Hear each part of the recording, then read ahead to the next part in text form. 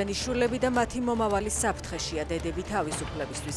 ფილარმონიიდან პარლამენტისკენ საპროტესტო მარში გაიმართა.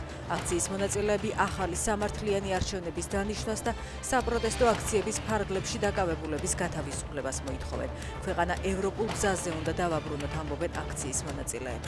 აქციების კიდევ ორ მონაწილეს 5 დღიანი პატიმრობა შეუფარდეს. ვერიკო ზამთარაძეს და ლევან ბუტიკაშვილს გზის გადაკეტვას ედავებიან.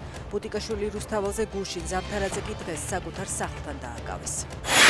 თურქეთი რუსული ნავთობის შეძენას მკვეთრად ამცირებს. სტატიას როიტერსი აქვეყნებს და წერს, რომ თურქეთის მსხვილი ნავთობგადამამუშავებელი ქარხნები ნედლ ნავთობს საერთაშორისო სანქციების გამო სხვა ქვეყნებისგან ყიდულობენ. ერთ-ერთმა ასეთმა ქარხანამ დეკემბრის მარაგი ერაყის, ყაზახეთისა და სხვა არარუსი მწარმოებლებისგან იყიდა. გერმანიამ უკრაინას პატრიოტის საჰაერო თავდაცვის სისტემები გადასცა. ინფორმაცია უკრაინის პრეზიდენტმა გაავრცელა და კანცლერ მერცს მადლობა გადაუხადა. სამხედრო დახმარების დეტალები უცნობია, თუმცა ზელენსკი ამბობს, რომ უკრაინის საჰაერო თავდაცვა მნიშვნელოვნად გაძლიერდება.